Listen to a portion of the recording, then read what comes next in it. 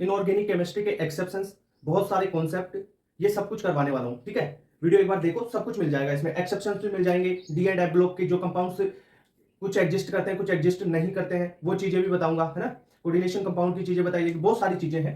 सबसे पहले मैं कुछ इलेक्ट्रॉनिक कॉन्फ़िगरेशन आपको बताना चाहता हूं जो याद कर लो, उनसे क्वेश्चन आ सकता है। क्रोमियम में 3d5 4s1 होगा, कॉपर का होगा 3d10 4s1, फिर पैलेडियम Ag और Pt Au। इनमें देखो आपको गोल्ड में मिलेगा D10, आपका सिल्वर में मिलेगा D10 और पैलेडियम में मिलेगा D10, ये याद रखना। ठीक है, पैलेडियम में D10 है, उसके साथ में 5s0 है।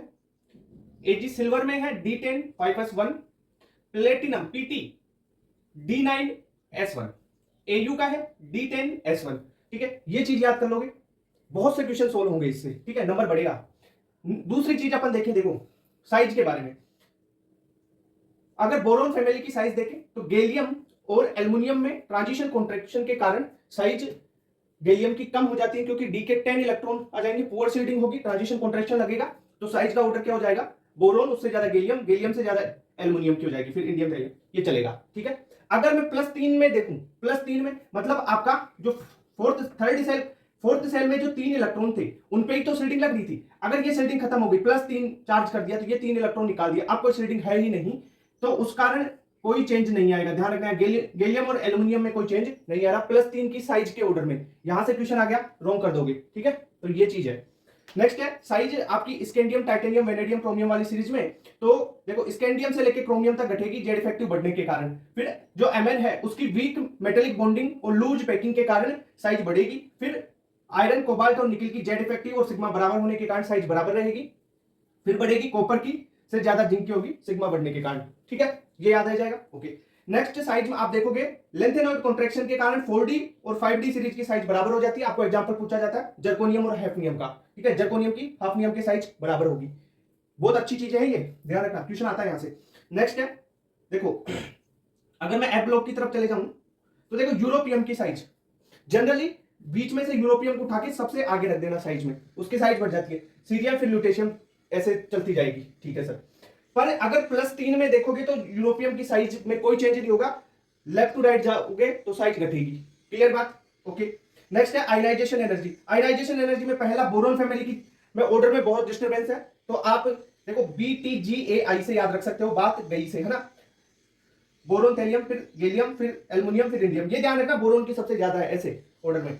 दूसरा, कार्बन फैमिली में ओनली टिन और लेड में चेंज आता है, पीपी की ज्यादा हो जाती है एसएन से, ये याद रख लोगे। नेक्स्ट आयनाइजेशन एनर्जी में आपको एक चीज और याद रखनी है, S2 कॉन्फ़िगरेशन की ज्यादा होती है P1 से, किसके कारण, पेनिट्रेशन पावर के कारण। दूसरी P3 की ज्यादा होती है P4 से, किसके कारण, हाफ फील्ड के कारण। ठीक है, तो ये बहुत बार आपको क्वेश्चन पूछा जाएगा, बेरिलियम की ज्यादा होती है बोरोन से, मैग्नीशियम की ज्यादा होती है एल्युमिनियम से। दूसरी बात, नाइट्रोजन की ज्यादा होती है ऑक्सीजन से, फास्फोरस की ज्यादा होती है सल्फर से। आयनाइजेशन एनर्जी की बात कर रहा हूं। दूसरी आयनाइजेशन एनर्जी अगर सेम एलिमेंट में पूछे तब आप इलेक्ट्रॉनिक कॉन्फ़िगरेशन मत देखना, तब आप ओनली जेड इफेक्टिव से, चार्ज से, इनसे आंसर कर सकते हो, मतलब मेनली साइज से।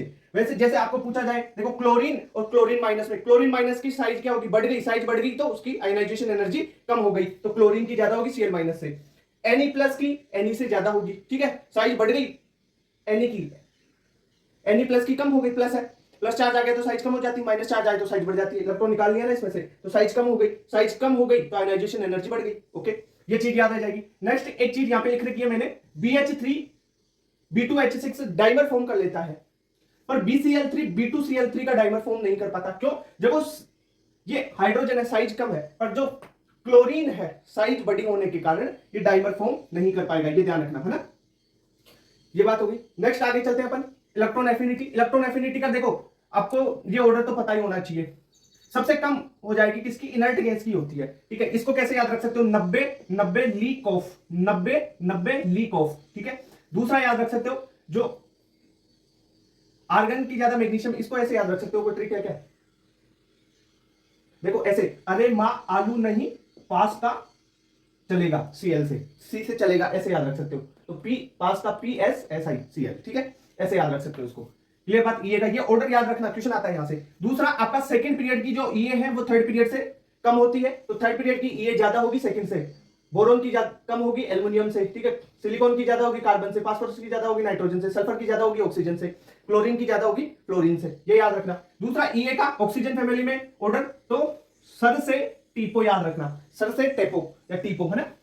सल्फर की ज्यादा, फिर ऑक्सीजन की सबसे कम हो जाती है। दूसरा क्लोरीन फैमिली, जो फ्लोरीन है हेलोजेंस है, उनमें देखो क्लोरीन की सबसे ज्यादा हो जाती है, फ्लोरीन की उसके बाद में आएगी, ठीक है। क्यों? सेकंड पीरियड और थर्ड पीरियड वाला सिस्टम, ठीक है सर।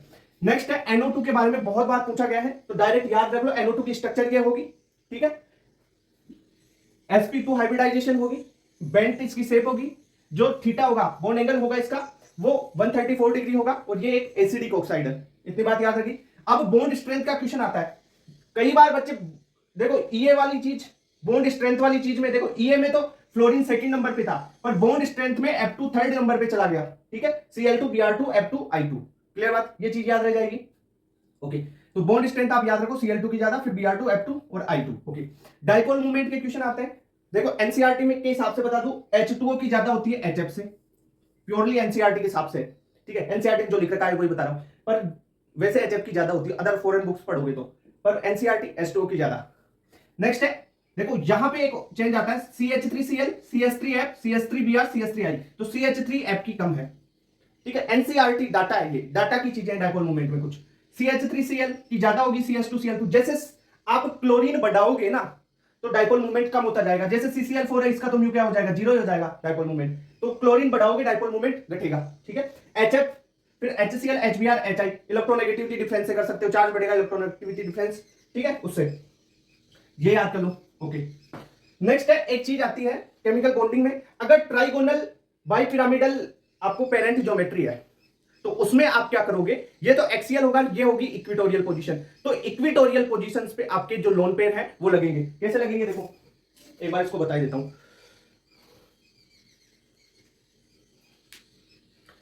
ये तो है तुम्हारी एक्सियल पोजीशन और ये रहेगी तुम्हारी इक्विटोरियल पोजीशन, तो ये जो है ये इक्विटोरियल पोजीशन है ना, ये यहां पे आप लोन पेयर लगाओगे ना तो स्टेबिलिटी आएगी, रिपल्सन कम लगेगा, ध्यान रखना, ठीक है।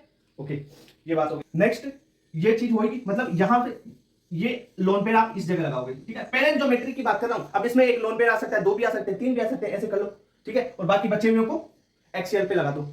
ओके, नेक्स्ट आ जाते हैं फजान्स पे, नेक्स्ट आ जाओ फजान रूल। फजान क्या बोलता है कि जितना ज्यादा पोलराइजेशन होगा कोवेलेंट करेक्टर उतने ही ज्यादा होंगे और आयनिक करेक्टर उतने ही कम होंगे, तो फजान बोलता है कि पोलराइजेशन के डायरेक्टली प्रोपोर्शनल होंगे कोवेलेंट करेक्टर और इनवर्सली प्रोपोर्शनल होंगे आयनिक करेक्टर। अब पोलराइजेशन सर कैसे चेक करेंगे, जितना ज्यादा चार्ज पोलराइजेशन उतना ही ज्यादा, एनाइन की साइज बढ़ेगी पोलराइजेशन बढ़ेगा, केटाइन की साइज बढ़ेगी पोलराइजेशन घटेगा, यानी केटाइन की साइज के इनवर्सली प्रोपोर्शनल और एनाइन की साइज के डायरेक्टली प्रोपोर्शनल, याद हो जाएगा।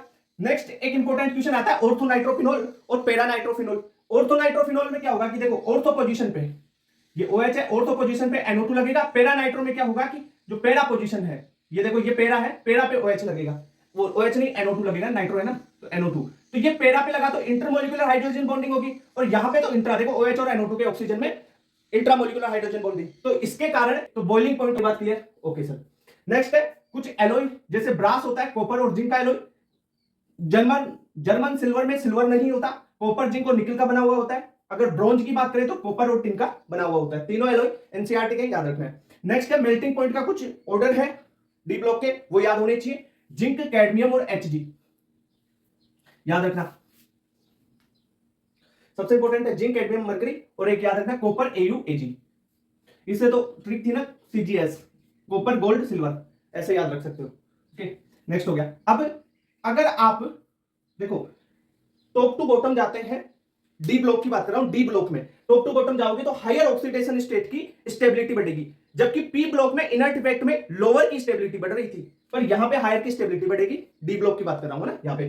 तो क्रोमियम +6, मोलिब्डेनम +6 और टंगस्टन +6 में टंगस्टन की ज्यादा क्योंकि नीचे है, फिर मोलिब्डेनम की और क्रोमियम 6 की सबसे कम स्टेबिलिटी होगी, तो ये इसकी कम स्टेबिलिटी है तो ये ऑक्सीडाइजिंग एजेंट की तरह काम कर सकते हैं ना, और मोलिब्डेनम और टंगस्टन +6 में ऑक्सीडाइजिंग एजेंट की तरह काम नहीं कर सकते, तो यहां से क्वेश्चन ये ऑक्सीडाइजिंग एजेंट वाला भी पूछा जा सकता है, स्टेबिलिटी भी पूछी जा सकती है। ओके, अब बात करें सोल्यूबिलिटी की, इंपॉर्टेंट है एनसीईआरटी में दे रखा है K2Cr2O7 की सोल्यूबिलिटी कम होगी Na2Cr2O7 से, जो Na2Cr2O7 है ये क्या है, हाइग्रोस्कोपिक है, हाइग्रोस्कोपिक है, वाटर जो एनवायरमेंट है उस वहां से वाटर मॉइस्चर को ये एब्जॉर्ब कर लेता है। तो इसलिए Na2Cr2O7 को अपन प्राइमरी स्टैंडर्ड वॉल्यूमेट्रिक एनालिसिस में प्राइमरी स्टैंडर्ड के रूप में यूज नहीं करते। किसको यूज करते हैं? K2Cr2O7 को। ये क्वेश्चन भी आ सकता है, ध्यान रखना। हो गया।